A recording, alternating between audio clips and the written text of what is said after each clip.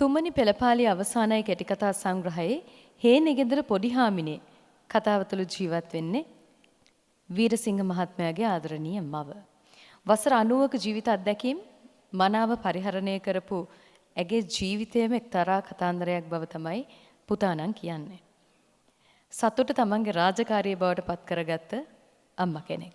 ඉතින් ඇගේ කරුණා රසයෙන් ජීවිතය හැඩ කරගත්ත වීරසිංහ මහත්මයා ඇගේ ගුණ ලිව්වේ අද ඊයේක නෙවෙයි. මීට වසර 39කට පෙර යහළුවෙකුට යවූ ලිපියක මෙන්න මේ කවි සටහන් කරලා තිබුණා. අම්මා සිහිව නම් ඒ පද්‍ය පන්තියෙන් තෝරාගත් පද්‍ය 3ක් අහන්න අපි ලෑස්ති, ගයන්න ලෑස්ති යශෝදා.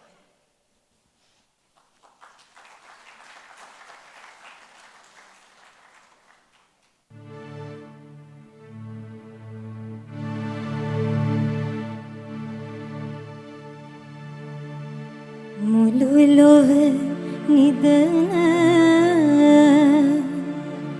සඳ අවදිව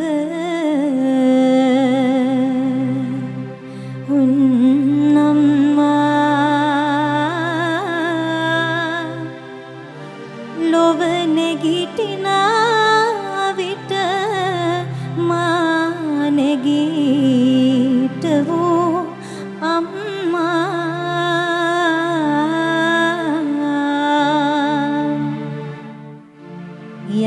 මිනිසුන් යන්නේන මන් පෙන්නූ අම්මා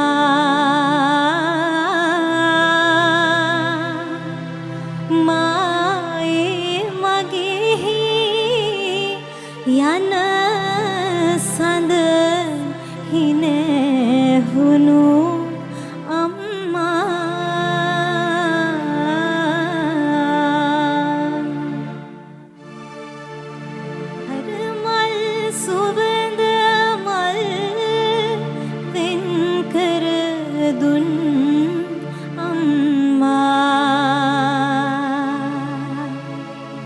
බොරදිය පැදිදිය වෙන් කර දුන් අම්මා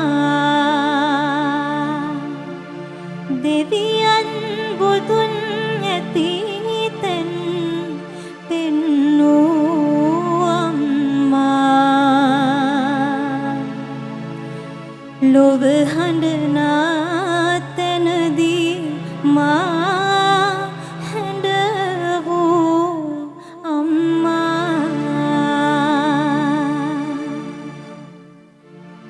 හිරු බැස ගිය හදට හිරුගෙන